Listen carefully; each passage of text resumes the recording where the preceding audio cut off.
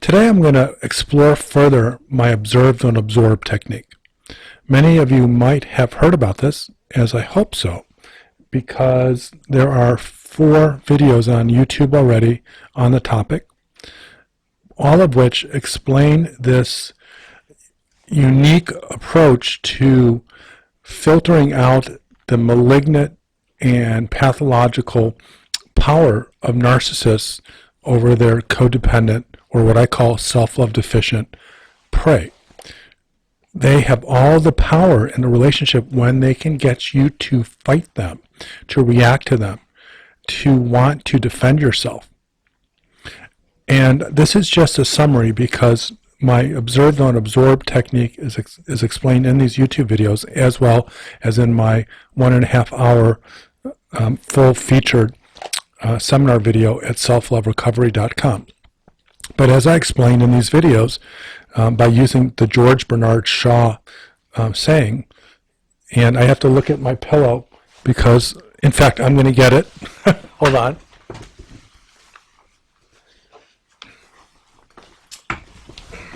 This, of course, was not scripted, but a long time ago, I was traveling around the United States giving trainings, and the first time that I gave this training on the observe don't absorb technique, someone in the audience liked it so much that they made this pillow, and the pillow is based upon the saying that I introduced at the training by George Bernard Shaw, where it says, "Never wrestle with a pig. You'll get dirty, and beside the pig likes it." And thank you for the pillow. Well, the point in sharing that is the pig, and we'll call the narcissist the pig wrestler has lived and wrestled in his wrestling ring his or her whole life and knows every square inch of the ring. And their power, their ability to manipulate people requires them to bring in other people in their wrestling ring where they can outmaneuver, outpower, outmanipulate, outthink anyone that wants to try to either defend themselves or perhaps win a fight. And so I teach people to keep out of the wrestling ring, which I call the physical wrestling ring, and that is, or the emotional wrestling ring. The physical wrestling ring is the actual things you do or don't do that engages the narcissist. The emotional wrestling ring is what's in your head. So you can not talk to the narcissist or get into the physical wrestling ring, not respond to an email, not respond to an antagonistic remark, but you can keep them in your head and hear their gaslit narrative, their cut downs, their comments about you. You can keep replaying that tape, and then there's in your mind, and that limits your strength and ability to break free from the relationship and survive the narcissistic abuse. But the reason for this video is I want to talk to you about the primary defense strategy I teach people when introducing the observe don't absorb technique. But before I talk about that, I just want to be very clear. The observe don't absorb technique is one element of many that I teach my clients in my stage 4 of my self-love recovery program. And stage 4 is preparing for the narcissistic storm.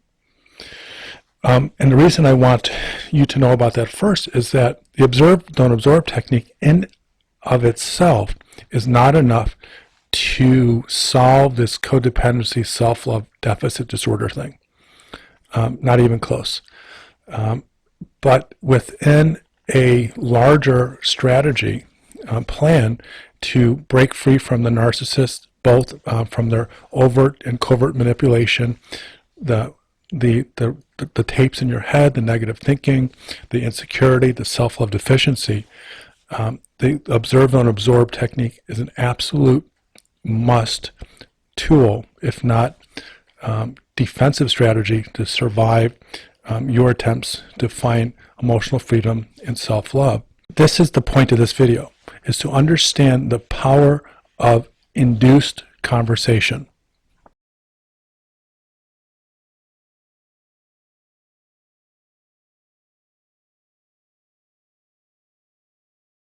I'll say it one more time. Induced conversation. It is the primary weapon that the narcissist pig wrestler uses in order to maintain their power and control over you. If and when you try to disconnect with them, you try to set boundaries, you try to break off the relationship, you try to utilize the observe, don't absorb technique, it's going to fail miserably if you don't understand what is at stake for the narcissist if they should not be able to keep you in a wrestling ring. Think of it as if you are their oxygen and they needed you to breathe or to live. Narcissists are nothing by themselves despite their own thoughts. They are filled with shame, dread, and insecurity, and they are not conscious of it. In fact, it's almost impossible for them to be conscious of it except in rare occasions when they melt down and that window of opportunity opens up and they can connect to their shame. And many of us have seen how pathetically broken they act, and that's when they beg and plead and will promise you everything. But that window closes very quickly and does not come back. They are oblivious to their darker sides, their shame. The induced conversation is what keeps them in control. It's what commands their power and control strategies. As long as they can get you to respond to them, talk to them, defend yourself, argue, then you are in the wrestling ring. Now, it sounds deceptively simple that this one idea, induced conversation, this one technique that the narcissists use is actually that powerful. But think of it. How many times have you or an SLD or a codependent, SLD, self-love deficient person, or a codependent tried to break free from a narcissist, set the boundaries, a complete break from the relationship, and feel strong and focused and resolute about their plan to finally end the insanity? Well, the narcissist knows exactly the weaknesses and the vulnerabilities of their codependent prey. They understand more than you could ever imagine the ins and outs of codependency addiction, or self-love deficit disorder addiction. They know that there will be a point that you will unconsciously crave their company. Whether it makes sense or not, whether it's rational or not, they know that you are going to find a way to be around them, to be a part of a conversation, to crave their company, emotional connection, or even sexual connection. So for them to make this self-defeating addiction process move forward, they have to get you to talk to them. If you do a no contact mode in your life and you tell your therapist, your friends, and everyone that you are just done, you've walked away, you've blocked them from your phone, you just avoided them from all the different places of your life. The only way that they can get back in your life is through induced conversation. They have to find a way to get you to talk.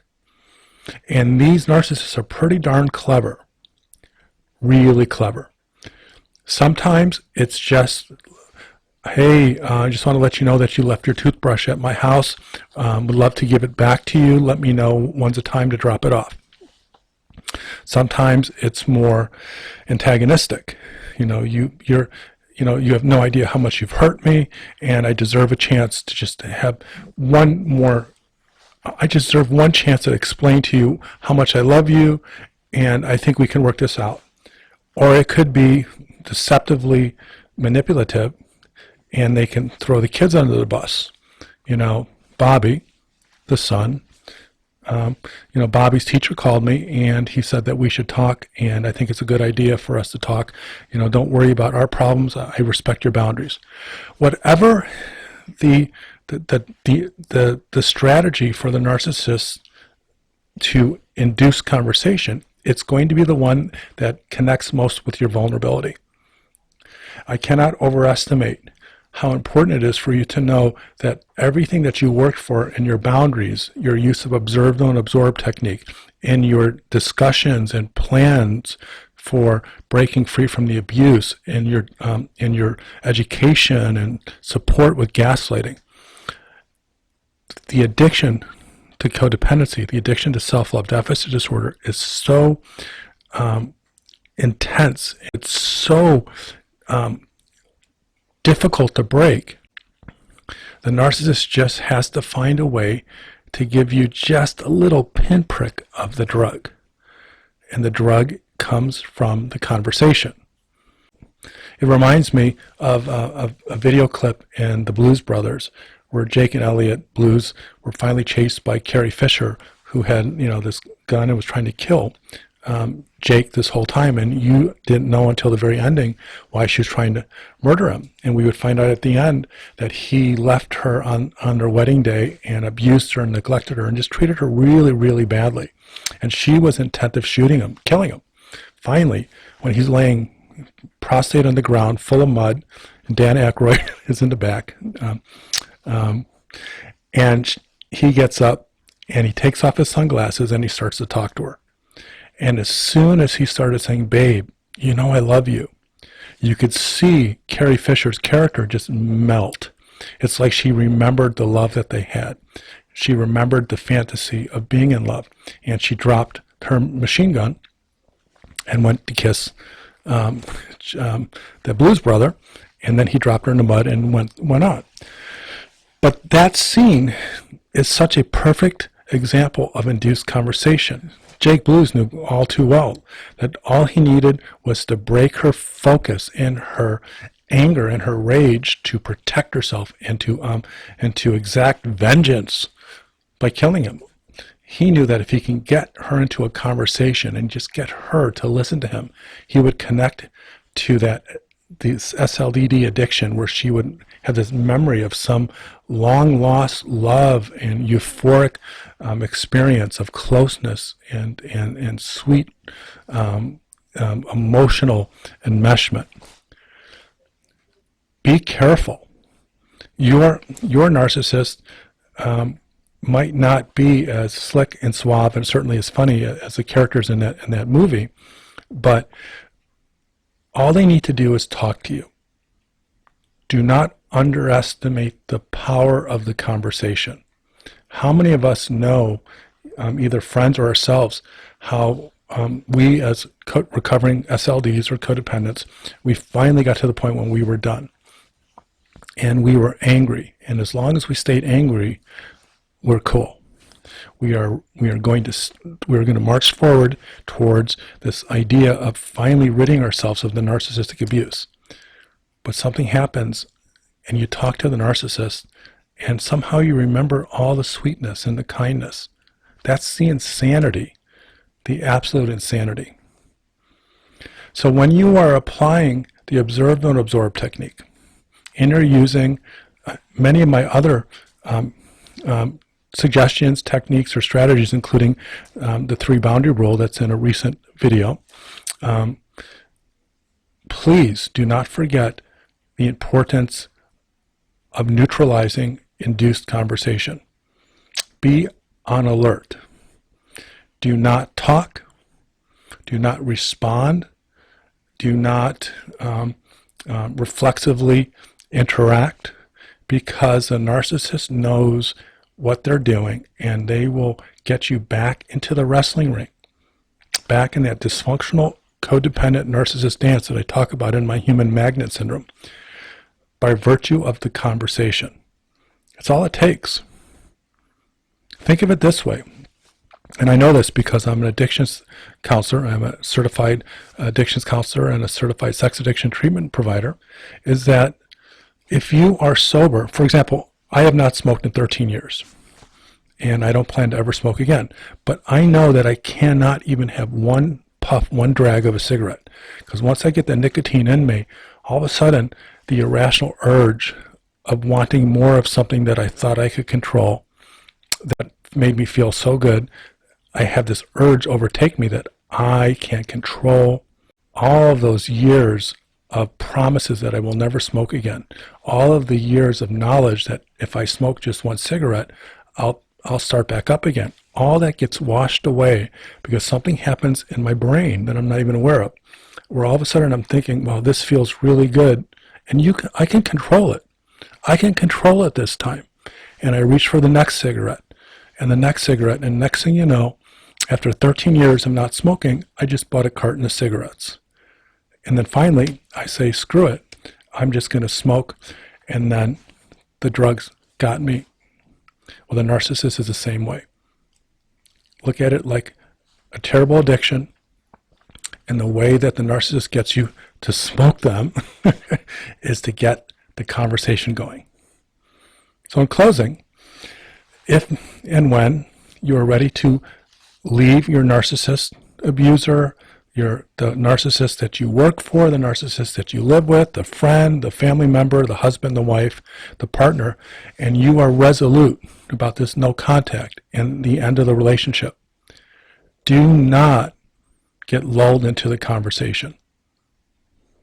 I hope this helps you, and I wish you the very best of luck in your pursuit of self-love abundance, because there's nothing worse than living a life with this terrible self-love deficiency disorder, this codependency thing.